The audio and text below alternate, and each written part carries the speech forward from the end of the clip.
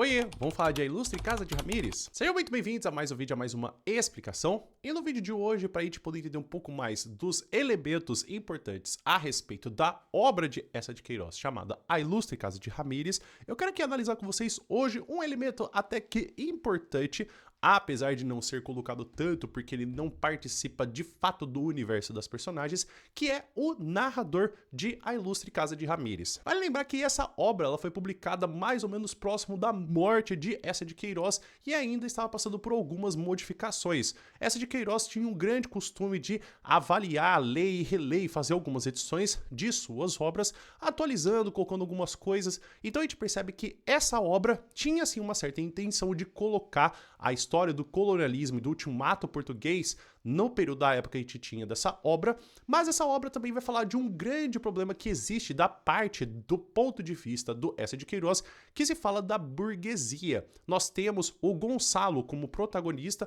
como um grande exemplo, que ele até abre a obra falando que ele era o mais genuíno e o mais antigo do que existia do fidalgo português. O fidalgo é como se fosse um filho de algo, é alguém que existe por ter parte da nobreza. Então a gente vai ter que, por ter esse elemento do Gonçalo, a gente percebe que ele é o exemplo máximo de uma pessoa que se vive à base e às custas do seu histórico passado, de glórias de outras pessoas que fizeram e que ele não contribui em nada para a história de Portugal. E muito pior, quando a gente chega no final da obra, o que a gente vê é que ele vai para outras terras, se aproveitar das riquezas de lá e volta para Portugal.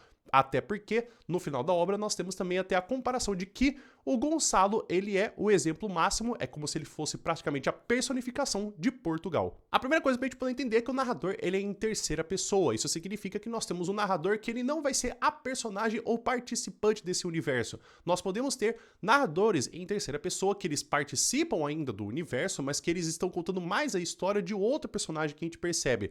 O narrador, ele vai tecendo vários comentários, como se fosse pra gente poder, tendo uma câmera que vai se afastando e tendo como mais o foco a vida de Gonçalo. Nós temos muitas vezes descrições dos arredores como se fosse ou o Gonçalo observando, ou se não o que tem ao redor de Gonçalo, ou se não como se fosse da perspectiva do que ele consegue observar, como se a gente estivesse no ombro dele. Então perceba que por muitas vezes esse narrador em terceira pessoa está muito preocupado em passar pra gente tanto as angústias dele, também o desejo que ele tem e até mesmo dessa dupla história que ele vai contando, que vai ser a partir da história do que Gonçalo escreve da Torre de Ramírez e também do que ele está passando a sua vida política. O narrador também ele vai ser distante dessa diégese, ou seja, ele vai ser um narrador heterodiegético. Isso significa que ele participa em um outro universo, porque mesmo que ele transita entre essas duas histórias, que seria a história de Gonçalo entrando na política e sendo deputado de Vila Clara,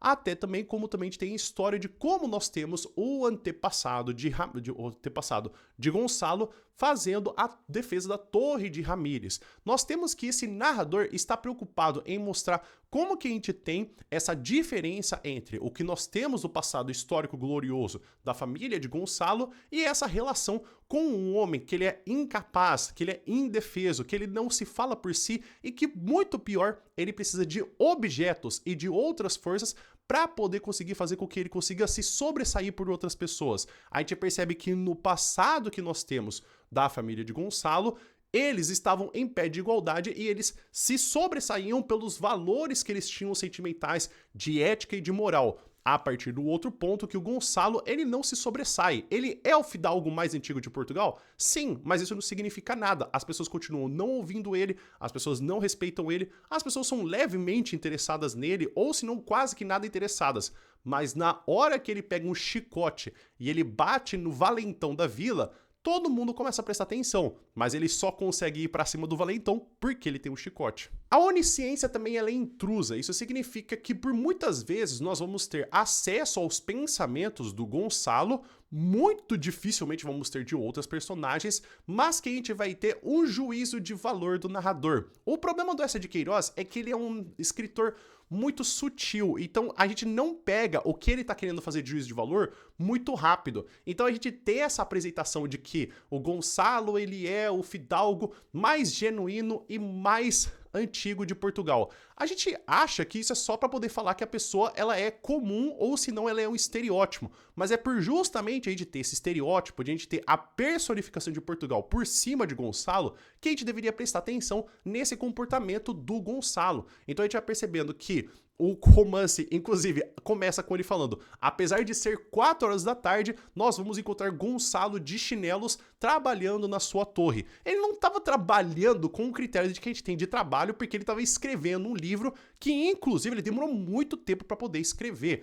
A gente percebe que essa forma do que a gente tem de mostrando a vida do Gonçalo, descrevendo o que ele tá fazendo, vai mostrando que ele é um cara que não consegue trabalhar, que ele não consegue se ajustar, ele fica sempre às costas dessa família que ele teve de Ramírez, que teve um passado glorioso e importante na história de Portugal, mas é isso que ele consegue oferecer. Ele é representante de ações de outras pessoas. Ele tá se glorificando por coisas que ele não fez. É a família dele que fez. Então, esse juízo de valor vai se apresentando principalmente com uma forma de que o narrador ele mostra, mas não fala. Ele não fica falando, o Gonçalo é preguiçoso, o Gonçalo, ele fica à base de glórias de outros membros da família. O Gonçalo, ele não tem nada para se glorificar. Não, ele vai mostrando. O Gonçalo era 4 horas da tarde e ele ainda estava de chinelo. O Gonçalo ficava toda hora falando sobre a sua família. O Gonçalo não foi nada em sua vida e nem sequer casou. Então a gente vai ter mais um mostrando do que falando e apontando pro Gonçalo. Por conta do romance ser, de fato, essa obra que a gente vai ter, que se tem muitas descrições, tem muitas informações, essa parte do mostrar sem falar é uma coisa muito importante do narrador. O narrador, ele vai fazer inúmeras descrições do local que ele visita, do local que ele participa, ou até mesmo das ações, e trazendo até mesmo detalhes das ações. Tem um clímax dessa obra, que é quando o Gonçalo ele vai em cima do valentão e ele bate nele de chicote por ele ter sido aterrorizado psicologicamente por tanto tempo por esse valentão. O que vai acontecer, na verdade, é que o Gonçalo ele vai cantar uma mulher, só que ele não sabia que essa mulher era a mulher do valentão.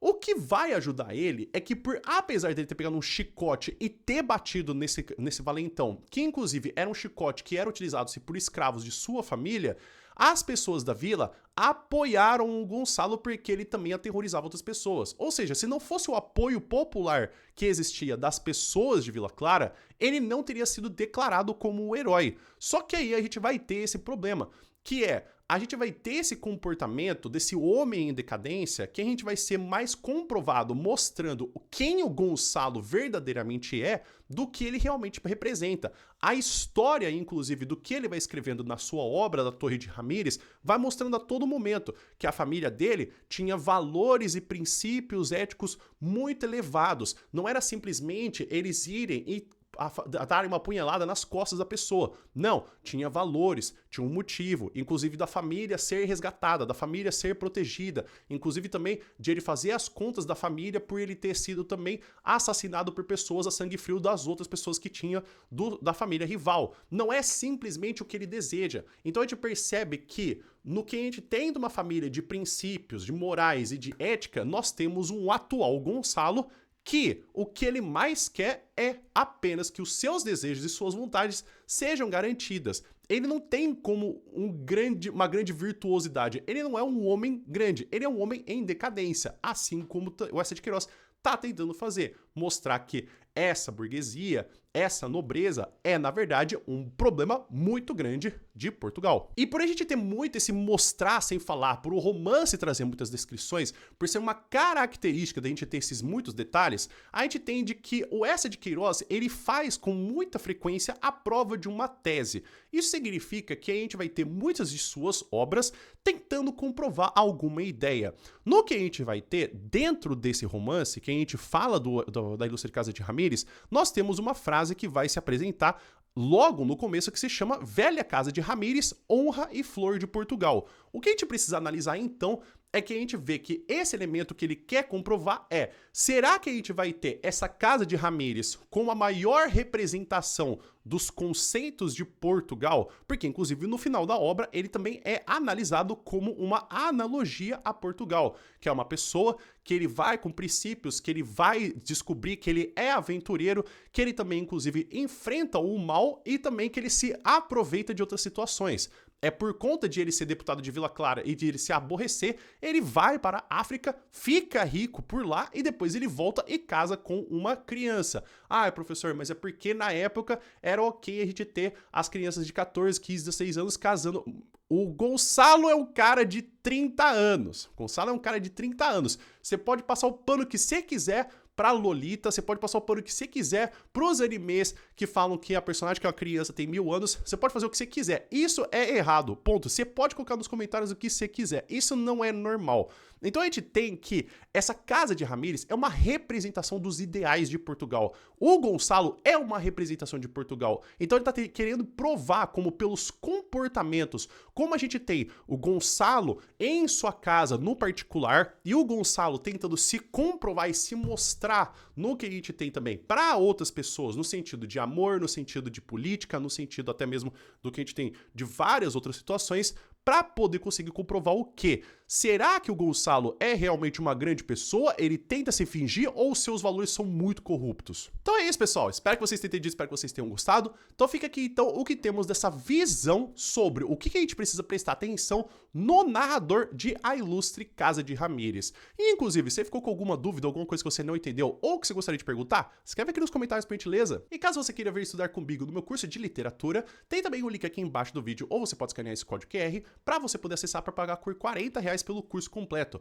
Vale lembrar que, inclusive, nesse curso você vai ver também outros elementos de narradores, outros resumos de obras e, inclusive, de explicações de períodos históricos e resolver exercícios comigo a respeito de literatura para você se preparar para o ensino médio e também para o vestibular. E, inclusive, o curso ele é de acesso vitalício. Então, se você comprar no primeiro ano do ensino médio, você vai ter ele acesso até o terceiro ano do ensino médio. E caso você não goste, você pode também pedir o reembolso dentro de 30 dias. Você pode utilizar o cupom, tanto no código QR na tela com a câmera do celular, ou no link embaixo do vídeo. E claro que para poder entender mais de A Ilustre Casa de Ramírez, eu também não espero que você já leia o livro e aí depois você venha ver esses vídeos. É por isso que, inclusive, eu também tenho esse vídeo ao qual eu falo sobre 5 coisas para você poder saber antes de ler essa obra. Não é uma obra muito simples, é uma obra até que pesada no quesito que a gente tem de escrita e também de conceitos para poder entender com facilidade.